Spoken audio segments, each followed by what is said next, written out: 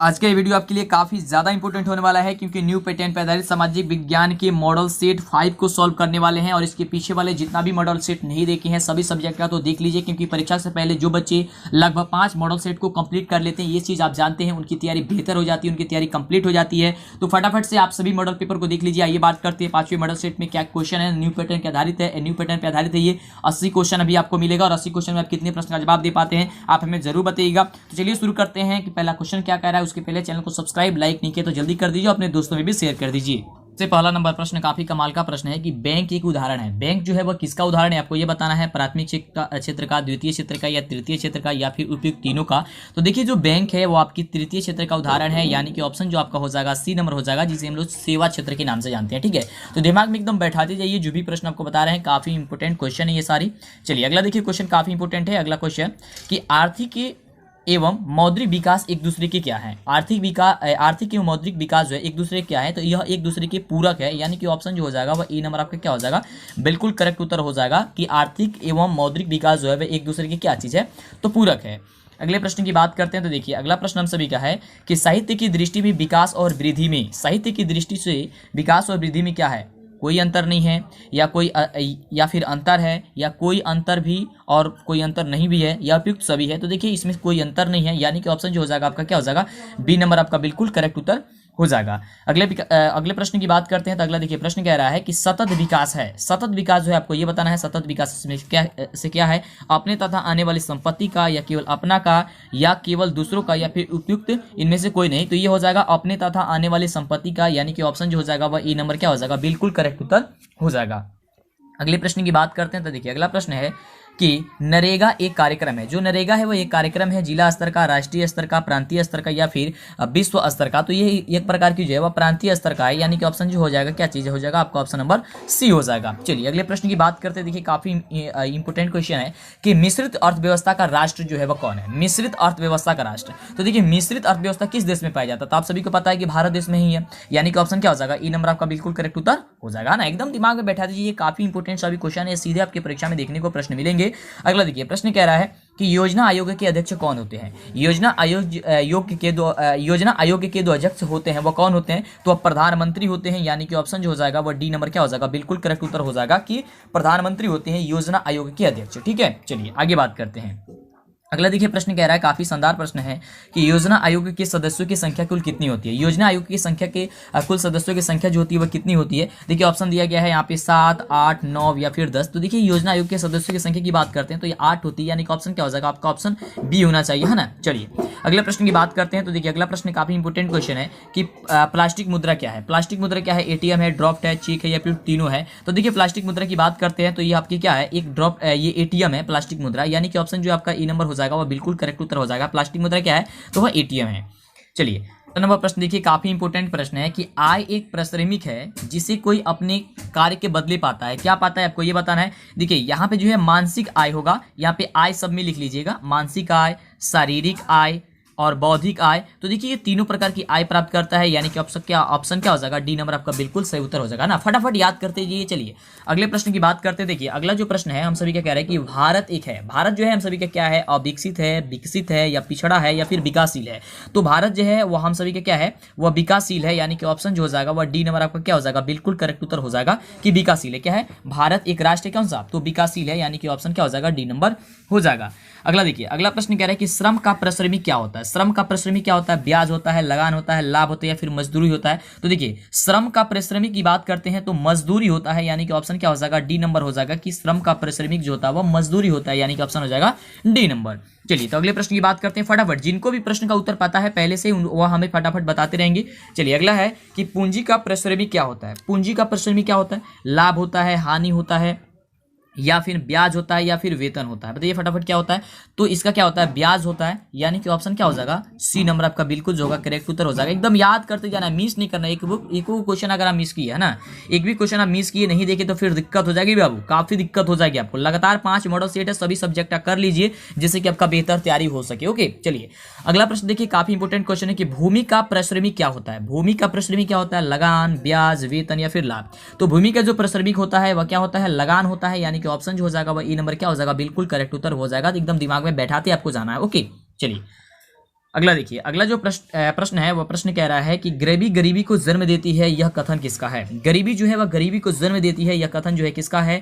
Proprietor Pigou का, या martial का, या रैगनर नरकश का, या फिर जॉन माउंटन का। तो ये आंसर क्या हो जाएगा आपका, ऑप्शन बी नंबर हो जाएगा कि मार्शल का है कि गरीबी गरीबी को ही जन्म देती है, यानी कि ऑप्शन क्या हो जाएगा, बी नंबर हो जाएगा।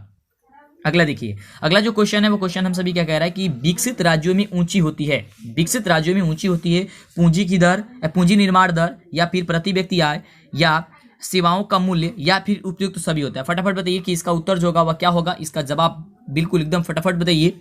तो इसका बिल्कुल जो सही उत्तर हो जाएगा वह क्या हो जाएगा, तो ऑप्शन आपका बी नंबर होगा कि प्रति व्यक्ति आय। ठीक है, चलिए अगले नंबर प्रश्न की बात करते हैं कि अगला नंबर जो प्रश्न है वह प्रश्न हम सभी का क्या है। तो काफी मजेदार प्रश्न है। देखिए प्रश्न कह रहा है कि राष्ट्रीय आय के अंतर्गत शामिल है, जो राष्ट्रीय आय है ना उसके अंतर्गत क्या शामिल है, वस्तुओं का मूल्य, वस्तुओं की सेवाओं का मूल्य, या सेवाओं का मूल्य, या उपयुक्त इनमें से कोई नहीं, है ना। राष्ट्रीय आय के अंतर्गत शामिल जो है इसमें से क्या है, तो वस्तुओं सेवाओं का मूल्य, यानी कि ऑप्शन जो होगा आपका क्या हो जाएगा, बी नंबर ऑप्शन आपका सही उत्तर हो जाएगा। चलिए अगले प्रश्न की बात करते हैं। देखिए अगला प्रश्न काफी इंपोर्टेंट क्वेश्चन है कि कुल उत्पादन एवं उत्पादन में किए गए खर्च का अंतर जो है वह क्या कहलाता है, तो सकल घरेलू उत्पाद कहलाता है, यानी कि ऑप्शन क्या हो जाएगा आपका, ऑप्शन हो जाएगा बी नंबर। क्या कहलाता है, सकल घरेलू उत्पाद कहलाता है, यानी कि ऑप्शन हो जाएगा बी नंबर।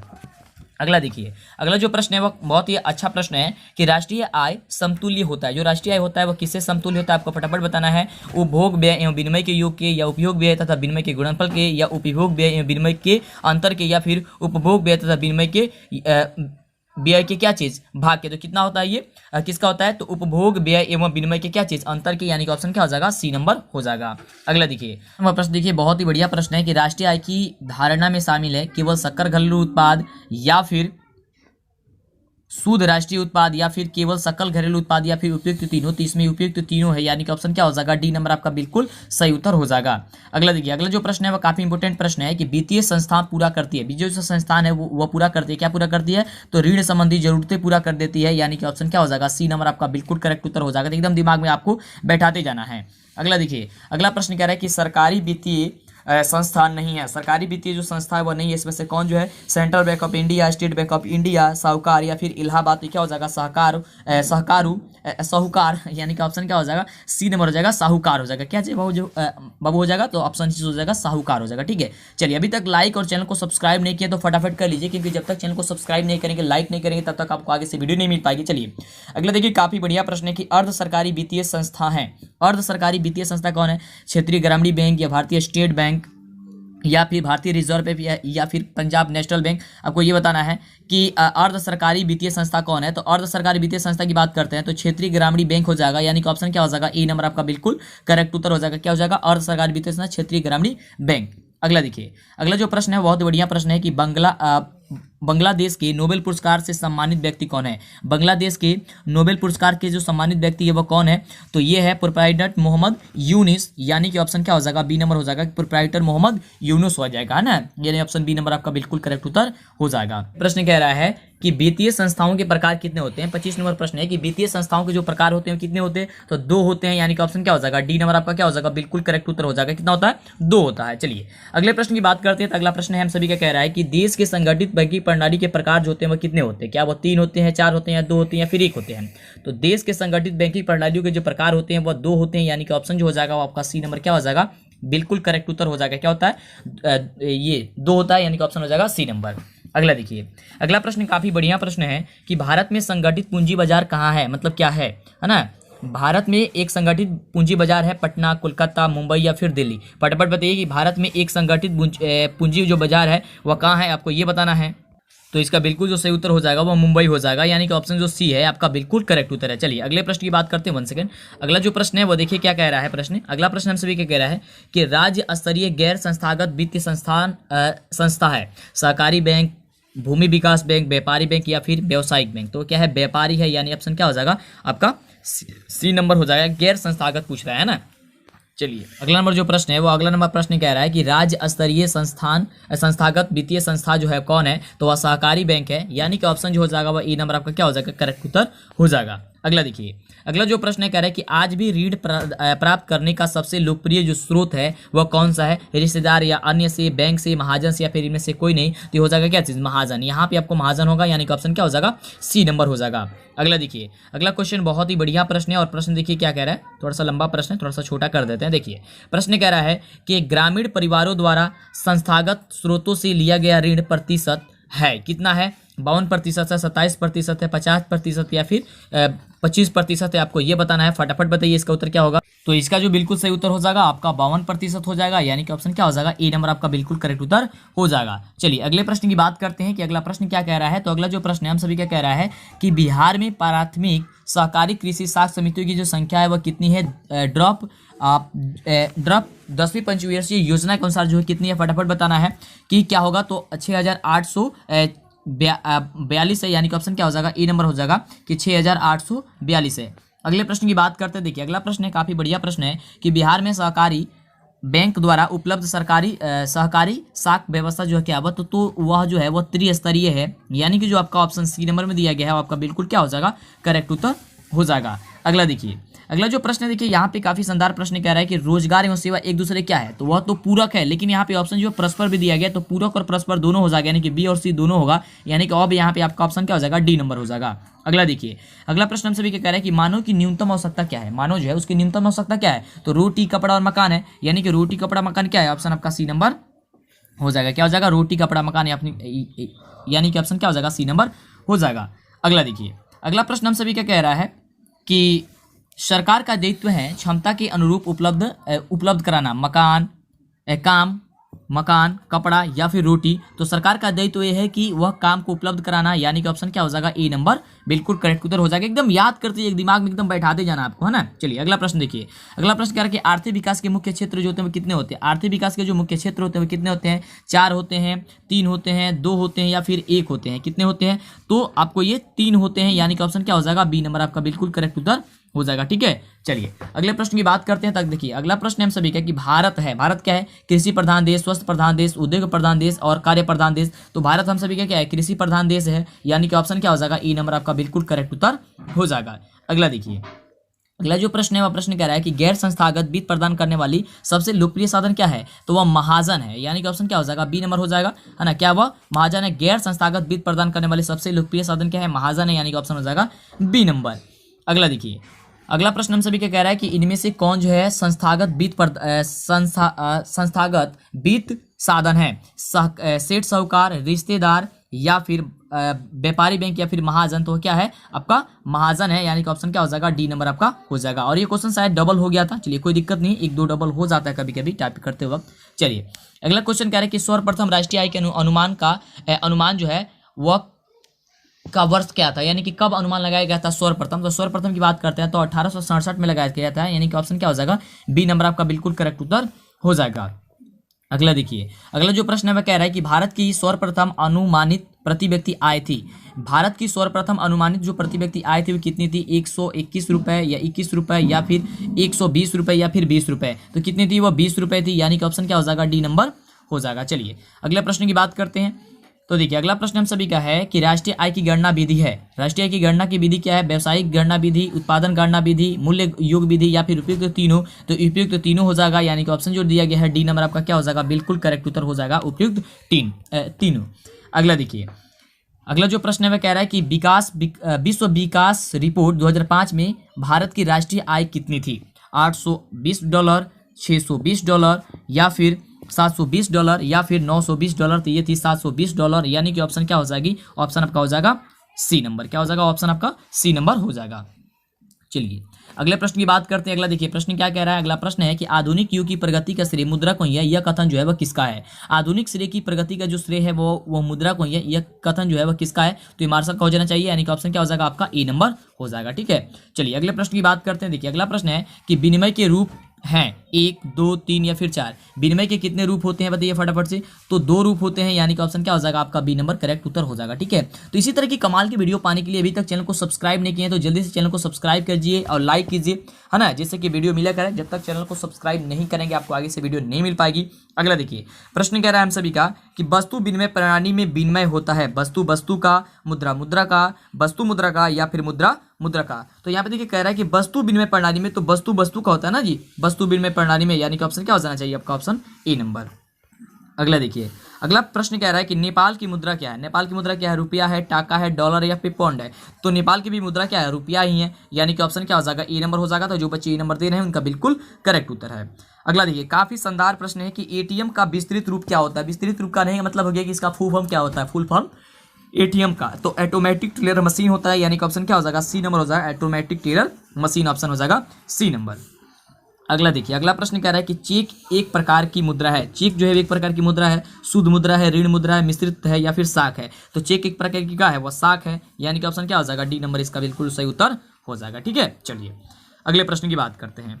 तो देखिए अगला प्रश्न हम सभी का कह रहा है कि एटीएम के द्वारा पैसे निकाले व जमा किए जा सकते हैं 24 घंटे, 6 घंटे, 12 घंटे यानी फिर 9 घंटे। तो आप सभी को पता है कि एटीएम के द्वारा 24 घंटे पैसे निकाले जा सकते हैं, जमा किए जा सकते हैं, ऑप्शन क्या हो जाएगा, ई नंबर हो जाएगा। ठीक है, चलिए अगले प्रश्न की बात करते हैं। तो अगला जो प्रश्न है वो हम सभी का प्रश्न कह रहा है कि मनुष्य के आर्थिक जीवन में सबसे महत्वपूर्ण क्या है। मनुष्य के आर्थिक जीवन में सबसे महत्वपूर्ण क्या है, खेतों के कागजात, जमीन, मुद्रा या फिर मालगुजारी की रसीद। तो क्या है, मुद्रा है, यानी कि ऑप्शन क्या हो जाएगा, सी नंबर आपका जो हो जाएगा वो आपका बिल्कुल करेक्ट उत्तर हो जाएगा। नंबर प्रश्न देखिए, काफी इंपोर्टेंट प्रश्न है कि आधुनिक युग में उद्योग मुद्रा रूपी वस्त्र धारण किए हुए हैं। यहाँ पे वस्त्र होगा, वस्त्र धारण किए हुए है, वह कहा था, कौन कहते, तो प्रोप्राइटर पिंगू कहते, यानी कि ऑप्शन क्या हो जाएगा, डी नंबर आपका बिल्कुल सही उत्तर हो जाएगा। चलिए अगले प्रश्न की बात करते हैं। तो अगला जो प्रश्न है वह कह रहा है कि मुद्रा ने साख प्रणाली को बनाया। मुद्रा ने साख प्रणाली को जो है वह क्या बनाया था, आपको ये बताना है, संभव या फिर जटिल या असंभव या उपयुक्त, इनमें से कोई नहीं। बताइए फटाफट से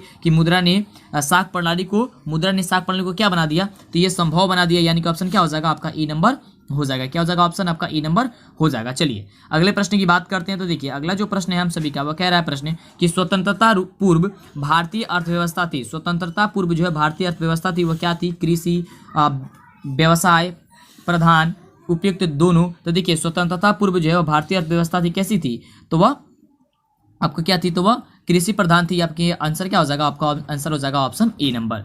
चलिए अगला प्रश्न देखिए क्या कह रहा है प्रश्न। अगला प्रश्न हम सभी के कह रहा है कि फूट डालो और राज करो की नीति अपनाई थी। किसने अपनाई थी, फूट डालो और राज करने की नीति, तो अंग्रेजों ने अपनाई थी, यानी कि ऑप्शन क्या हो जाएगा, ए नंबर हो जाएगा कि अंग्रेजों ने अपनाई थी फूट डालो और राज करो।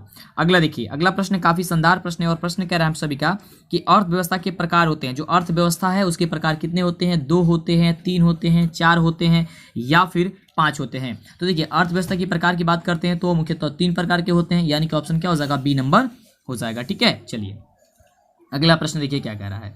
अगला जो प्रश्न है वह प्रश्न हम सभी क्या कह रहा है कि अंग्रेजों ने भारतीय अर्थव्यवस्था का, अंग्रेजों ने जो है वह भारतीय अर्थव्यवस्था का क्या किया था, दोहन किया था, पोषण किया था, शोषण किया था या फिर उपयुक्त ए और सी दोनों किया था।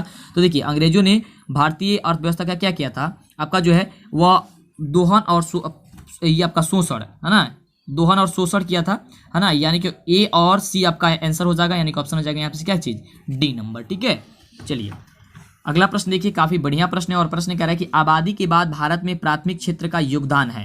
एक योगदान क्या है, आजादी के बाद भारत में प्राथमिक क्षेत्र का योगदान बढ़ गया है, स्थिर है, घट गया या विपरीत जो है वह ये तीनों है। तो ये देखिए घट गया है, यानी कि ऑप्शन क्या हो जाएगा आपका सी नंबर हो जाएगा। क्या हो जाएगा, घट गया है, यानी कि ऑप्शन हो जाएगा सी नंबर। अगला देखिए बहुत ही बढ़िया प्रश्न कह रहा है कि भारतीय रिजर्व बैंक की स्थापना कब हुई थी। तो भारतीय रिजर्व बैंक की जो स्थापना हुई थी कब हुई थी, 1935 ईस्वी में हुई थी। इसे याद करके देखिएगा, काफी बढ़िया प्रश्न है। तो 1935 ईस्वी क्या हो जाएगा, ऑप्शन आपका बी नंबर सही हो जाएगा।